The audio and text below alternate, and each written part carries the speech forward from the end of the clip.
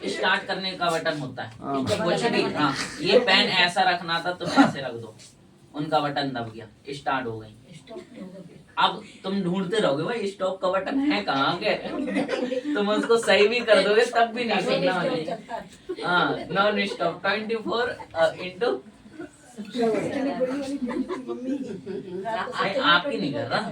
जो मम्मियों में हम भी शामिल हैं। अच्छा, तो कोई नहीं, फिर आपकी भी, और क्या कर सकते हैं। तो समझ रहे, ये सच में इतना हानिकारक, इसलिए आपकी बात की कोई वैल्यू नहीं है। अगर आप एक बार बोलो, बच्चा भी समझता है, पति भी समझता है घर पर। अब तुम तो भाई 24 घंटे ही बोलती रहती हो, कोई मतलब कि लेते ही नहीं आपको, सारे हल्के में छोड़ देते हैं कि भाई ये तो चुप्पी ना होती है, जाओ। कुछ कहती रहती है। नहीं, अच्छा मैं गलत बोल रहा हूँ, आप लोग कह रहे हैं। मेरे से सब सहमत है ना? सहमत हो ना? हाँ, तो अब देखो आप लोग अपनी बेइज्जती करवा रहे हैं। नहीं, हम बेइज्जती करवा रहे हैं आपके, आपको नहीं, जब आप गलती नहीं कह रहे तो नहीं, समझ रहे हैं ना? तो ऐसे किसी भी चीज पे, मतलब कि सिर्फ एक चीज नहीं है ना, हम दूसरों को भी ये अवसर ना दें कि दूसरा भी ये असमाधि का कारण प्राप्त कर सके। हमारी बात समझ रहे हैं ना?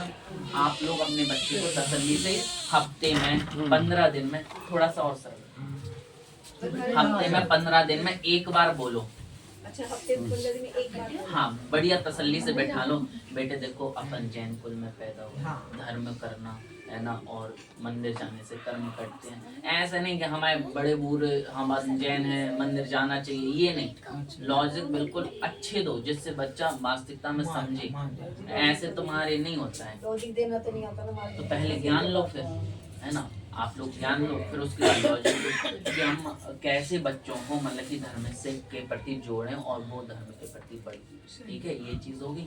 अब फिर आप एक बार बोलोगे महीने में, 2 बार बोलोगे, वो आपकी बात का मान रखेगा, भले 4 दिन रखे लेकिन मान रखेगा।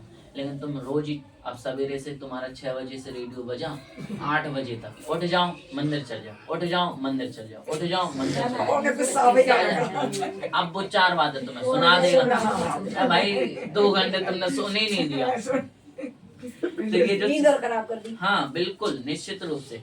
तो ये सारी जो चीज है, ट्राई कर डाल दिया, नींद खराब कर दी होगी। नहीं वो अंतरायकर्म नहीं है, वो अच्छे के लिए आपने उसकी नींद खराब करी।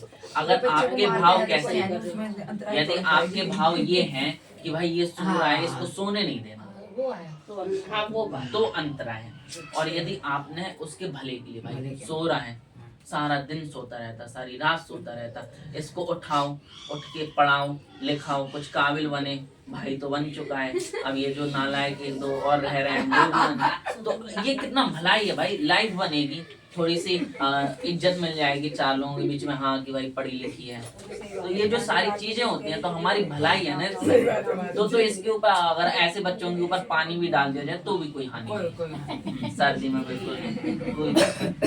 तो ये समझ गए ना, हम जो भी दूसरे के हित के लिए कर रहे हैं, सही बात। तो उसमें कोई भी आश्रम नहीं लगता, बस तरीका व्यवस्थित होना चाहिए सकारात्मक। अब ये नहीं कि तुम उठा रहे हो, तुमने रजाई उठाई और दिया गाल उठ जा भाई, हाँ ये असभ्यता नहीं होनी चाहिए। आप व्यवस्थित तरीके से उसको उठाओ, है ना। और वो माताओं बहनों की एक बहुत अच्छी शैली होती है उठाने की, 4 गालियों के बाद एक साथ, वो भी नहीं होनी चाहिए, है ना। तुमने 1-2 बार उठाया और उसने नहीं सुना, तो तुम्हारा वो रेडियो में पता नहीं कौन सा वो फिल्टर टाइप का यूज हो जाता है, क्रोध वाला, तो तुम लोग गुस्से में बोलने लग जाते हो। तो ये भी फिर दूसरे का तुम्हें आश्रम होगा। ठीक है, अब तीसरा सुनो, चौथा, आदि से जानम, अपने से दीक्षा में बड़े हैं उनके अथवा गुरु के मस्तक पर सोना। मस्तक पर सोना यानी कि जैसे कि मैं यहाँ पे हूँ, तो अब मैं ऐसे सो रहा हूँ, तो आप लोग इस तरफ पैर करके सोगे, या फिर मेरे इस सिराने से, मतलब कि मैं दीवार से लग के सो रहा हूँ, तो मेरे से छोटा कोई दीवार से लग के नहीं सो सकता, वो थोड़ा सा आगे से सोएगा, है ना। नीचे नहीं सो सकता, तखत के नीचे सोने को बहुत अच्छा मानते हैं। अरे मैं तो महाराज जी के तखत के नीचे ही सो जाता था, बिल्कुल गलत है, असमाधि का कारण है ना। कई बार बहुत से लोग ऐसे बोलते हैं कि जगह नहीं थी, बाहर सो कोई दिक्कत नहीं, या फिर कुछ भी आपकी कितनी ही प्रियता क्यों ना हो, गुरु के तखत के नीचे नहीं सो सकते।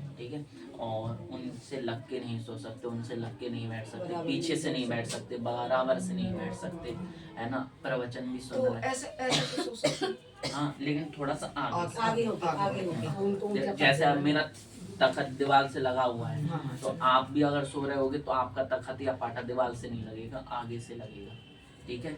ये पीछे से बैठ के ज्ञान नहीं लिया जाता है ना। आप लोगों को समझ में आ गया। ऊंची आवाज में नहीं बोलना, उनकी बात नहीं काटना, और जो अगर आप कभी बैठो या सो तो उनसे साथ में मत बैठो या फिर उनसे आगे पीछे, ठीक है। कोही अर्थात गुरु के वचनों पर क्रोध करना। अब जैसे कि मैं आप लोगों को आत्महितार्थ बोला, अब आप लोग क्या करो, क्रोध करने लग जाओ, गुस्सा करने लग जाओ, तो ये क्या हो गया, ये भी असमाधि का कारण है। आप लोग मतलब कि कोई भी क्रिया गलत कर रहे हो। अब मैंने जैसे कि चप्पल के लिए बोला, पैदल आओ, अब कहो कि लो मेरे रास्ते में तो कीच मिलता है, गंदगी मिलती है, ये कैसे हो सकता है, ये तो गलत है। यही तो सवाल है, यही तो हमारे से नहीं होता, बस चप्पल का नहीं। चश्मे तो हैं आपके पास, चश्मे देख के तो आओ हैं। ना। हम लोग भी उसी रास्ते से चलते हैं, हमारी भी अशुद्धि नहीं होती है, क्योंकि हम जमीन पे देख के चलते, बात करके नहीं चलते। आराम से तसल्ली से नीचे देख के जाओ, कैसे अशुद्धि होगी। थोड़े से अपने कपड़ों को, वस्त्रों को ऊपर बचा बचा के करके चलो, कुछ भी नहीं होता। हम लोग तो सदैव ही पैदल ही चलते हैं, हम बताओ, और वही रास्ता होता है जो रास्ता आपका है, तो अब कैसे हो जाता है हम लोगों का उद्धार? मतलब कि हम लोग तो आप लोगों से ज्यादा शुद्धि रखते हैं, है ना। तो ये चीज हो जाती है। अब नहीं मानना या फिर उस पर उल्टा ही क्रोध करने लगे, कुछ भी करने लगे, तो ये भी एक असमाधि का कारण। थेर विदानम तराई, यानी कि जहाँ अपने से बड़े गुरु आदि बोल रहे हों वहाँ बीच में बोलना। भाई ये सबसे बड़ा होते ही होता है। हाँ देखो, अब ये हो रहा ना, यही तो है, इसे ही कहते हैं, है ना। मतलब कि डेमो दे गया साथ के साथ ही। जब गुरु आदि आपको बोल रहे हैं या फिर प्रवचन दे रहे हैं, उस टाइम मौन रहो, लेकिन कतई नहीं होता। जैसे कि क्वेश्चन आंसर के लिए स्पष्ट आपसे बोला जा रहा है कि आप लोग बीच में मत बोलना, फिर भी अपन बोल रहे हैं, या फिर मैं आप लोगों को समझा रहा हूँ, या फिर कुछ भी प्रवचन आदि दे रहा हूँ, उसके बीच में बोलने चालू कर देना, तो ये भी क्या है, असमाधि का कारण निश्चित रूप से, ठीक है। अब 7वें नंबर का है उबघातम, दूसरों का तिरस्कार करके बोलना। मतलब कि आप देखो सारे ये मैनर्स सिखाए गए हैं, और अगर आपके अंदर ये मैनर्स नहीं है तो आपका कितना ही धर्म ध्यान करना हो सब बेकार है। ये बिल्कुल बेसिक सी चीज है, मतलब कि कॉमन सेंस वाले शिष्टाचार की नैतिक आचार, है ना, नैतिक शिक्षा वाली बातें हैं, लेकिन अगर हम इनका नहीं कर रहे तो हमारी असमाधि नहीं हो रही। आप गजब है, देखो अपना धर्म कितना गहराईपूर्ण है। तो उबघातम यानी कि दूसरों का तिरस्कार करके बोलना। अब आप जैसे कि मैं आप लोगों से थोड़ा सा मतलब कि मनोविनोद भाषा में बोलता हूँ, यानी कि हंसी मजाक करके, तो मेरा इसमें अभिप्राय क्या रहता है, मात्र थोड़ा सा हंसना होगा। लेकिन यदि मेरे अभिप्राय में बदलाव आ जाए कि ये फलाना आंटी है या फिर दादी है, अम्मा है, अब मैं इसका सबके सामने मजाक उड़ाऊंगा और फिर सबके सामने इसकी बेइज्जती होएगी, तिरस्कार होएगा, तो फिर ये क्या हो जाएगा, मेरा असमाधि का। और यदि मैं आपसे थोड़ा सा हंस बोल रहा हूँ तो इसमें कोई दिक्कत नहीं, लेकिन यदि मेरा अभिप्राय बदल गया तो फिर कर्मों में भी हाँ अणुवीची, यानी कि बीतराग प्रणीत शास्त्र के विरुद्ध बोलना, जो जिनेंद्र भगवान ने बोला है। अब जैसे मुझे कल नहीं पता था असमाधि के कारण, मैंने क्या करा, भाई मुझे नहीं पता, मैं कल बताऊंगा। मैंने आज पढ़ा, आज पढ़ने के बाद ग्रंथ सामने रखा, क्योंकि मुझे याद नहीं हुआ, ग्रंथ सामने रख के देख देख के बोल के बता रहा हूँ ना आपको। अब मैं कल क्या सोचता हूँ, यार अब सबके सामने कह दूंगा मुझे नहीं पता, मेरी इंसल्ट हो जाएगी, चलो इससे अच्छा ये जो दिव्या ने बताया उसी को ले लेते हैं, है ना। तो 5 पाप हो गए, 4 कसाएं हो गई, 9 तो जेई हो गए, बात खत्म हो गई। बाकी के 11 और देख लेते हैं कौन से, समझ रहे हैं ना। तो ऐसे नहीं, अगर मैं ये बोलता तो अनुनिवीची भाषण, यानी कि जो वीतराग शास्त्र में लिखा गया है उसके विपरीत बोलने लग जाता, तो ये भी असमाधि का कारण है। आपको जितना पता है उतना ही बोलो, नहीं पता है बिल्कुल मत बोलो। मैं जैसे कि मैंने आपसे भी बोला था कि आप मुझे पद्म पुराण का रेफरेंस दिखा दो, मैं मान जाऊंगा। और जब तक नहीं पता है मुझे तो भाई ना तो मैं इसमें सकारात्मक प्रतिक्रिया दे रहा ना नकारात्मक, मैंने मना भी नहीं किया, मैंने हाँ भी नहीं किया।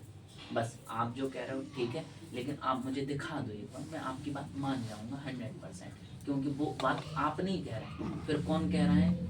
रवि सेनाचार्य, यानी कि ग्रंथ में लिखा है, तो इसलिए मैं मान लूंगा। ठीक है, अब है 9वां नंबर, अधिकरणी स्वबुद्धि से आगम विरुद्ध तत्व का कथन करना। अभी ये था कि ग्रंथ में कितने तत्व बताए गए हैं? 7, है ना। अब मैं कुछ भी बताने लगा, है ना, मतलब कि मुझे नहीं पता है तो मैंने पूछा बताओ भाई कितने तत्व हैं, आपने कहा तत्व तो 8 होते हैं, मैंने आपका समर्थन कर दिया और उसी पे प्रवचन कर दिया। अब दूसरा है अधिकरण, यानी कि मैं अपनी बुद्धि से नए तत्व बना दूं।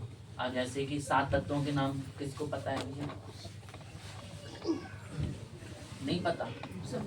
सबको पता है, तो बताओ कौन कौन से? जीव, अजीव, आश्रव, बंध, संबंध, विद्या, मोक्ष। अब मैं इसको क्या करूंगा कि भाई ये नहीं होते 7 तत्व, मैं बता रहा 5 तो तत्व वो हो गए, पृथ्वी, जल, वायु, अग्नि, और ये है ना 5 भूत, और फिर इसमें 2 और मिला दूंगा।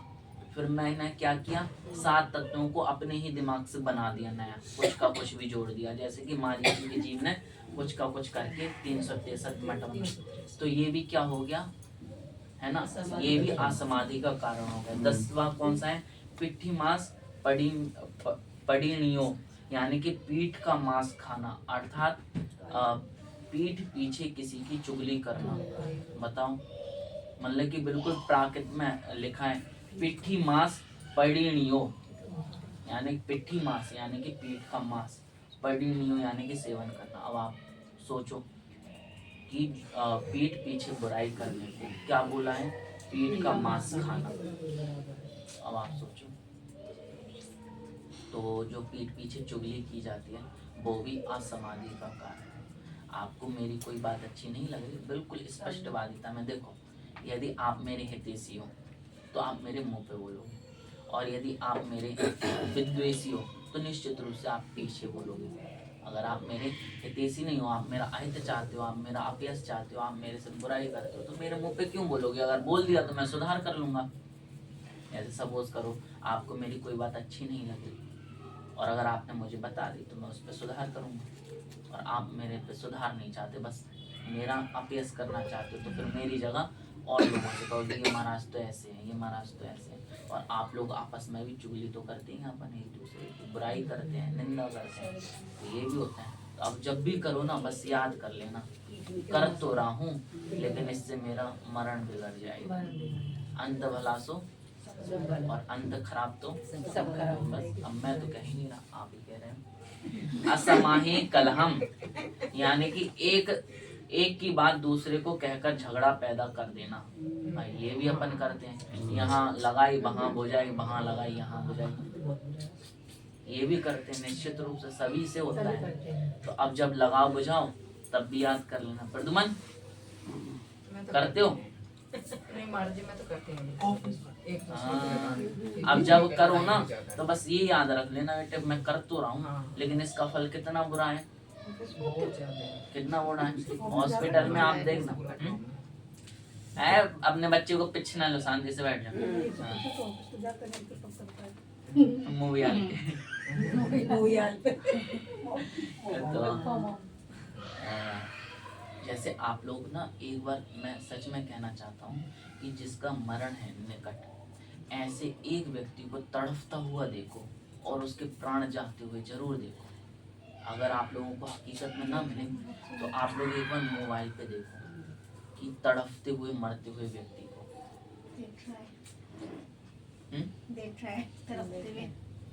आप लोग जरूर देखो। जब आप साक्षात देखोगे ना या फिर मोबाइल पे देखोगे, तब आप लोगों को पाप करने से भय उत्पन्न होगा, वरना तो नहीं होगा। अरे सब देख लेंगे बाद में, और जब तक नहीं देखोगे ना तब तक आप लोगों को भय होगा ही नहीं, और आप लोग धड़ल्ले से करते रहोगे।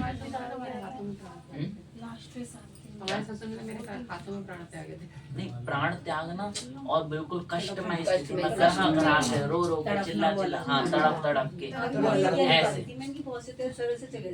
हाँ वो शांति से जाते तो वो ये 20 काम नहीं करते, तो इसलिए बेचारे शांति से सरक जाते हैं। और जो करते हैं तो देख लो आप, जो जाना था वो तो मतलब जो मेरी दादी थी वो तो पूरा मतलब मंदिर में ही लगी रहती अभी थी। व्यक्तिगत बात नहीं करना चाहूंगा मैं, ठीक है। तो अभी आपने समझ लिया कि आप लोग जरूर एक बार देखो, जब तक हमारा प्रैक्टिकल नहीं होगा ना तब तक हमें थ्योरी समझ आएगी नहीं। अब मैं कहूँगा मत करना भाई वरना मरण बिगड़ जाएगा, है ना, आप लोगों को समझ में ही नहीं आएगा। और जब तुम किसी का बिगड़ा हुआ मरण देखोगे ना तब तुम्हारे मन में खौफ पैदा होगा, भाई मुझे ऐसा नहीं तड़पना, मुझे ऐसे नहीं मरना। देखो बेचारा तड़प रहा है, बेचारे का हाथ पाँव ऐसे खराब हो गए हैं, ये हो गया वो हो गया, जमाना फलाना 100-200 बीमारियां होती हैं। और जब तुम ऐसे डरोगे ना, देख लोगे ना, तब तुम्हारे खौफ आएगा। और जब तुम निंदा करोगे तो तुम अपनी जीभ खुद ही से पकड़ लोगे, भाई मत चाहिए, शांति से बैठ जाओ, मुझे नहीं करना। आगे समझ में? झंझा यानी कि थोड़ी थोड़ी सी बातों पे लड़ाई करना। अब मंदिर में आ गए, सरकना, मैं यहाँ जगह है क्या, कहाँ सर के दीवार में घुस जाए क्या, ये क्या होता है ना, थोड़ी दीवार सरका देगा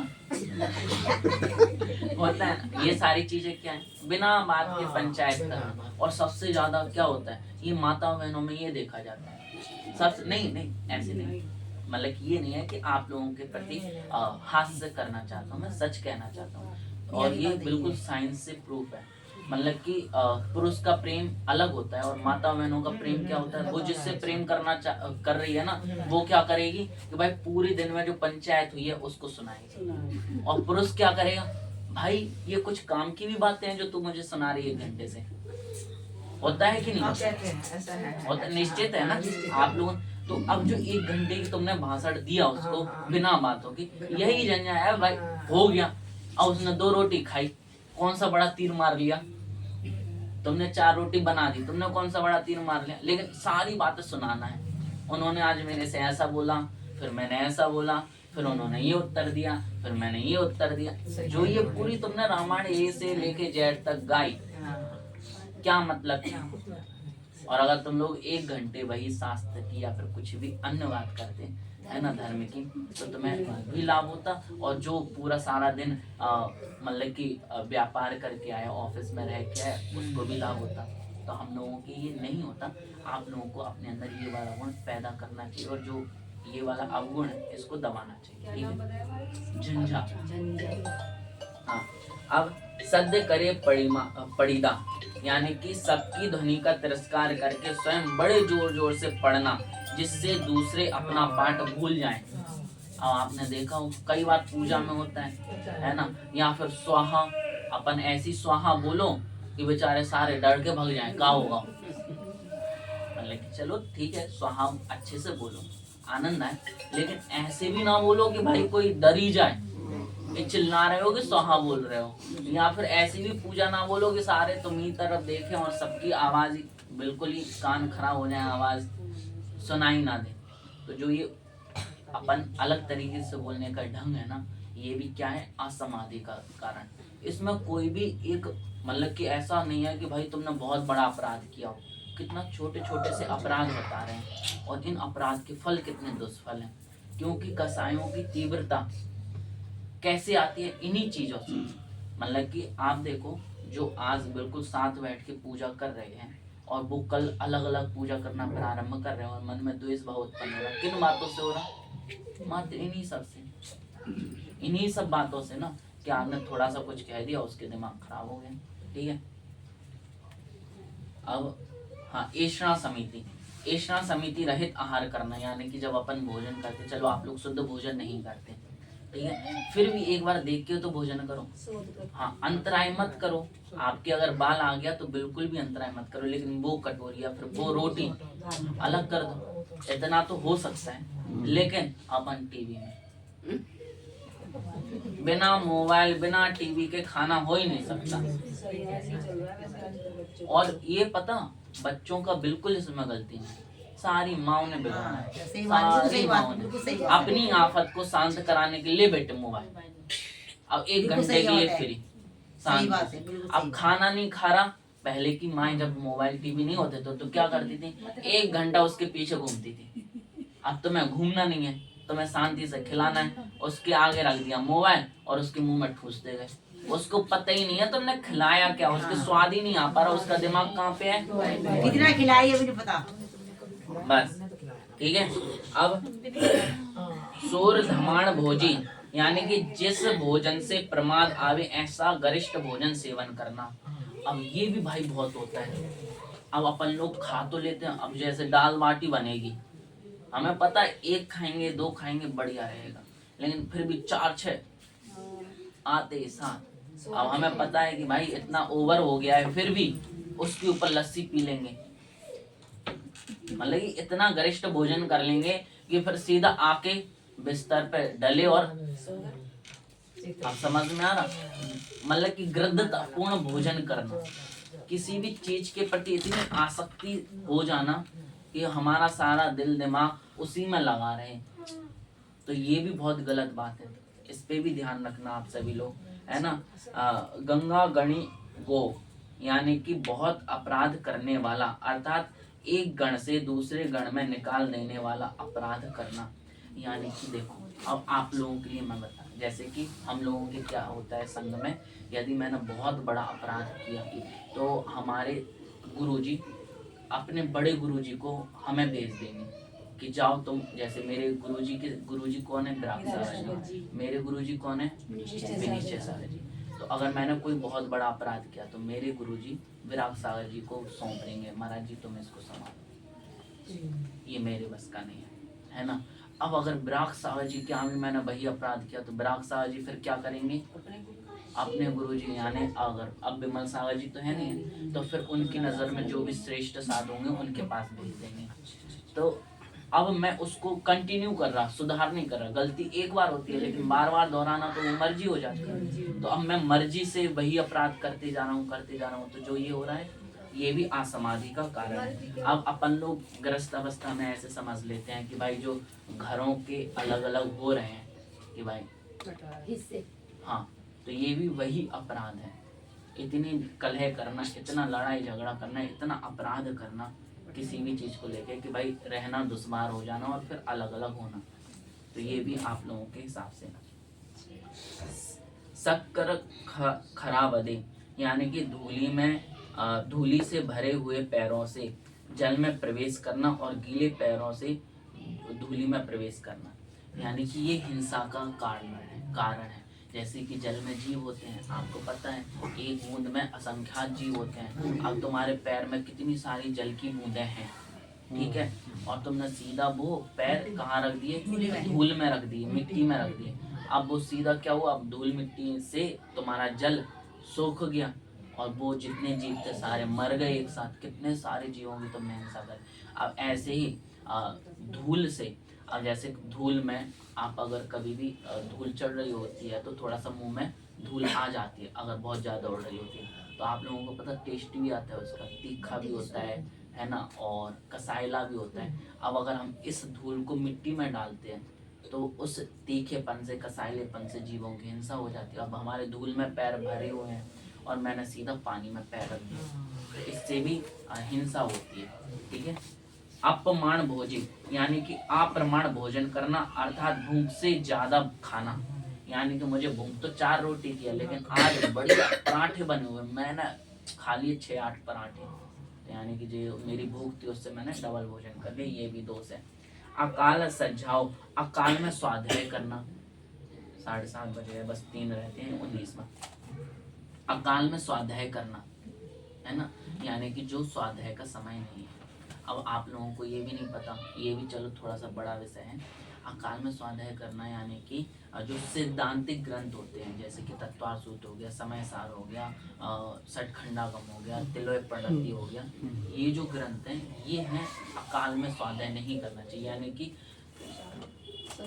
संध्या सामायिक का जो समय होता है ना, उस समय नहीं करना चाहिए। और ये कोई नियम नहीं होता कि रात में मत पढ़ो, जो आजकल कुछ मूर्ख लोग कहते हैं ना कि भाई रात में ये नहीं कर सकते, भक्तांबर नहीं पढ़ सकते, ये नहीं कर सकते, पढ़ सकते हो, है ना। भक्तांबर का तो कोई रूल ही नहीं है, लेकिन जो मैंने सैद्धांतिक ग्रंथ बताए तो उनको तुम रात में भी पढ़ सकते हो, लेकिन किस टाइम, हाँ बिल्कुल पढ़ सकते हो, लेकिन कम नहीं पढ़ सकते सामायिक के टाइम पे। जो सामायिक का टाइम है 4 बार, उन 4 टाइम के अलावा तुम सारा दिन सारी रात पढ़ सकते हो, ठीक है।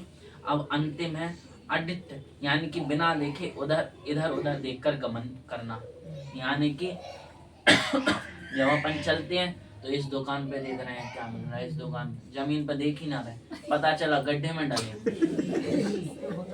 नहीं, वीडियो आती है ना, कितनी अच्छी अच्छी आती है। हो जाता है ऐसे। हाँ हो जाता है ना, आपके साथ तो नहीं हुआ, शुक्र है वो, है ना। ठीक है, ये 20 दोष हैं। मैं कल प्रयास करता हूँ कि आप इन 20 दोषों को आप लोगों तक प्रेषित करूँ, जिससे आप लोग इसका बहुत अच्छे तरीके से स्वाध्याय करो, मनन चिंतन करो, और आगे से आपसे ये 20 दोष कभी भी ना हो, जिससे आपकी समाधि बहुत अच्छे से हो, बढ़िया तरीके से हो। ठीक है, अपन अब शीघ्रता से क्वेश्चन पूछते हैं। भैया, बाहुबली भगवान का मोक्ष कहाँ से हुआ? हाथ खड़े करना है, मुंह से किसी को नहीं बोलना है। बाहुबली भगवान का मोक्ष कहाँ से हुआ, कोई बताएगा? हाथ खड़े करो। और कल का कोई क्वेश्चन रहता है?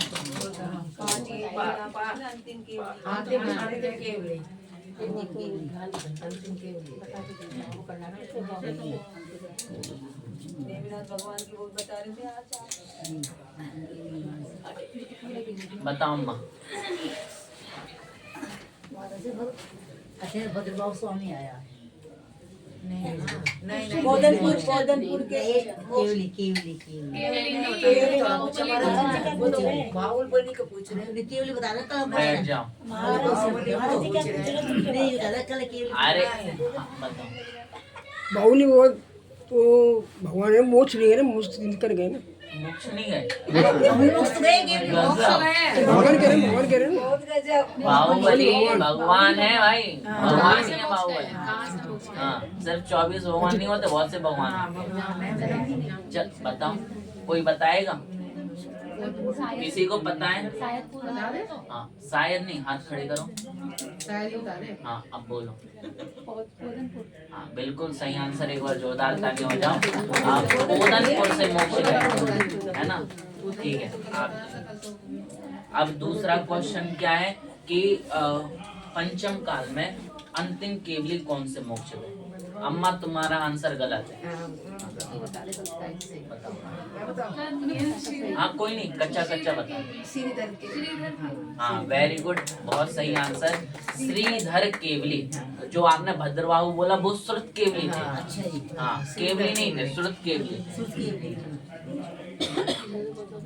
कुंडलपुर से भगवान जी कुंडलपुर से गए। हाँ, लेकिन सुनो सुनो, आचार्य विद्यासागर जी मानते हैं कि मध्य प्रदेश वाले कुंडलपुर से गए हैं, लेकिन हमारे ग्रंथों में जो आता है वो महाराष्ट्र प्रदेश में एक कुंडलपुर है, वहाँ में होके हाँ जी, गया है, है, हाँ। तो वहाँ से मोक्ष गए हैं। कौन से भगवान के महाराज? हाँ श्रीधर केवली। हाँ, श्रीधर केवली महाराज जी 5 कल्याण हुए हैं। नहीं क्यों? केवली के बाद किनके? भगवान के 5 कल्याण हुए हैं कुंडलपुर में। कौन सा कुंडलपुर ये नहीं पता। कुंडलपुर जो मतलब शिखर जी आती हुए पड़ता है। दो पड़ता है इधर। अरे नहीं, वो कुंडलपुर तो अरे 2 हैं, 3 है, समझ एक लो, है साली है ना? कुंडलपुर। एक कुंडलपुर जहाँ पे भगवान महावीर का जन्म हुआ, जो कि बिहार में है। दूसरा कुंडलपुर जिसे आचार्य विद्यासागर जी श्रीधर केवली की मोक्ष स्थली मानते हैं, जो कि मध्य प्रदेश में। तीसरा कुंडल पर्वत, कौन सा? हाँ, जो कि महाराष्ट्र में है, और ग्रंथों में वहां से आया कि वहां से मोक्ष गए, और वहां पे प्राचीन, बहुत अति प्राचीन चिन्ह भी है ना, चरण चिन्ह। ठीक है, अब तीन हो गए कुंडलपुर। हाँ, अब वरदत्त आदि मुनिराज है ना जो 4, वो कहाँ से मोक्ष गए बताओ?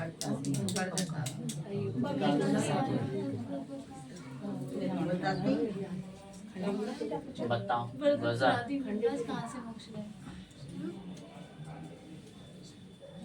नहीं पता, निर्वाण कांड नहीं पढ़ते आप लोग? बस भैया भैया बोलो बोलो। आगे करनी कंफ्यूजन हो वरदत्ते आदि पंचरी सिरा। फिर बोल दो तो बीच में। अब कल की नाम तुम्हारी तरफ ना, से। मैं तो आज लड़की ओहो, चलो बोलो बोलो। पावापुर से नहीं है भाई।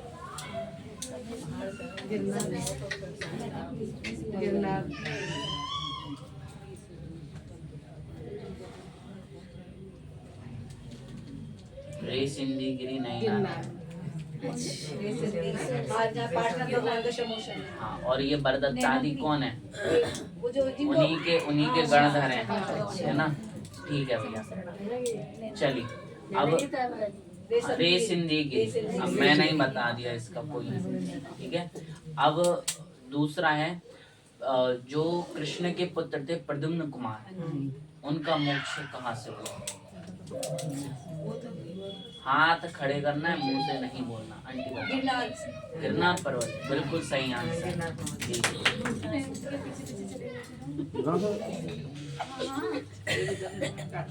और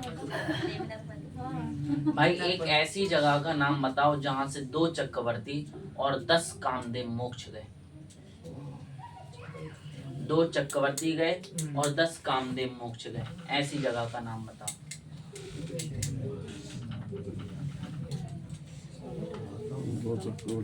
बताओ ऐसी जगह का नाम,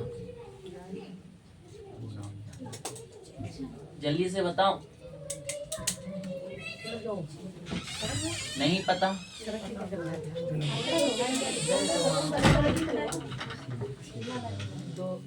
केलना नदी तीर के पास, हाँ क्या नाम है? 10 चक्री 10 काम दो चक्री 10 कर रहा काम चेला नदी तीर के पास। हाँ, मुक्त गए।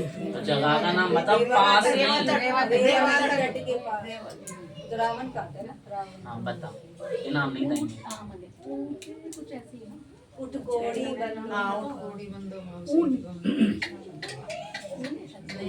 वो ना लगे। चलो मैं, हाँ सिद्धरपुर। बिल्कुल सही आंसर, वाह दादाजी, एक बार जोरदार ताली हो। सिद्धरपुर।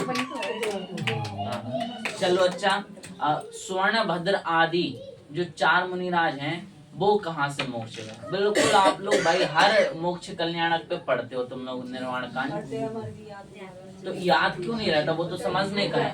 चलो बताओ बताओ कौन आ गया? नहीं, कौन आ गया? क्वेश्चन हमारे समझ नहीं आया। स्वर्णभद्र जो 4 मुनिराज हैं वो कहाँ से मोक्ष गए? नहीं मुनिराज हाँ बताओ बताओ। बिल्कुल सही आंसर। लो, पावापुर से स्वर्णभद्र आदि उठ लो अभी बुढ़ापा नहीं आया। अच्छा, मदन कुमार एक मुनिराज जो कामदेव हुए वो मोक्ष गए हैं, बताओ कहाँ से मोक्ष गए?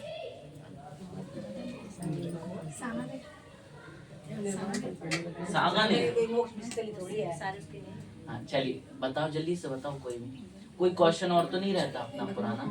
अब वो महावीर में कितने केवली हुए? हाँ, महावीर भगवान के बाद कितने केवली मोक्ष गए बताओ? हाँ बताओ। अरे नाम नहीं, गिनती बता दो। 5 गलत आंसर।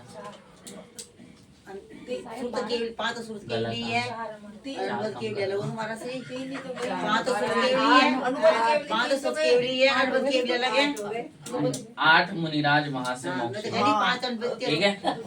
चलो नेक्स्ट, कोई बता पाया? अच्छा, आहार जी से कौन मुनिराज मोक्ष गए ये बता दो फिर मुझे। हाँ आहार जी जो सिद्ध क्षेत्र है ना, वहां से कौन मोक्ष गया बताओ? नहीं वो तो और बताओ, कोई तो बता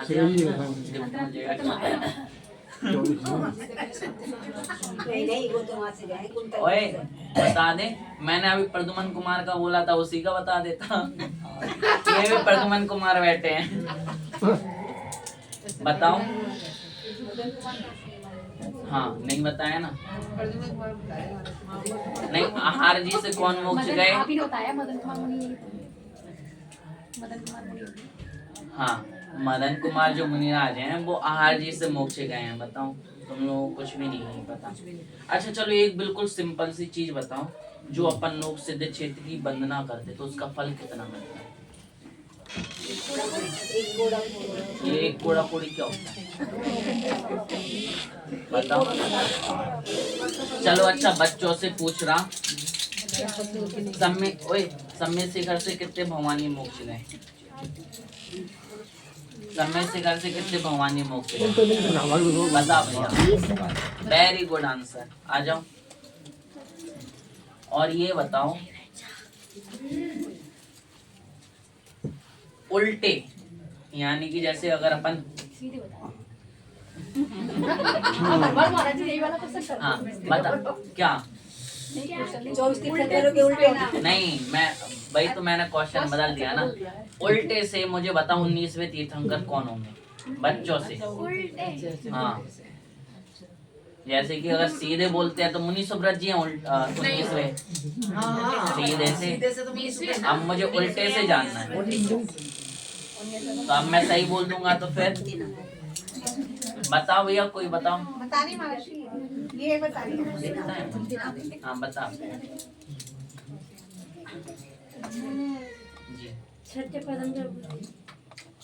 सोच लो एक बार, सोच लो, लॉक कर दें। और अगर गलत हुआ तो बिल्कुल सही आंसर। एक बार जोरदार ताली बजाना। अच्छा, एक और चीज बताओ, नमोकार मंत्र किसने लिखा? शांत रहने में रुपए लगते हैं। ये अनादि निधन मंत्र है। हाँ, इसे किसी ने नहीं लिखा। तो फिर कहाँ से आ गया आपके पास? ये किसी ने नहीं बनाया। अच्छा, ये आचार्य श्री भूतवली ने लिखा था। बिल्कुल सही आंसर। ये अनादि निधन मंत्र है। बस राइटिंग किन्ने की? आचार्य पुष्पदंत जी और भूतवली। बिल्कुल सही आंसर, वेरी गुड। चलो सभी लोग खड़े हो जाइए, जिगमाणी स्तुति करते हैं। महाराज जी आप ये भी दिखा रहे थे यार ताड़। अब कोई नहीं, नेक्स्ट टाइम हो गया। आपका पता नहीं कब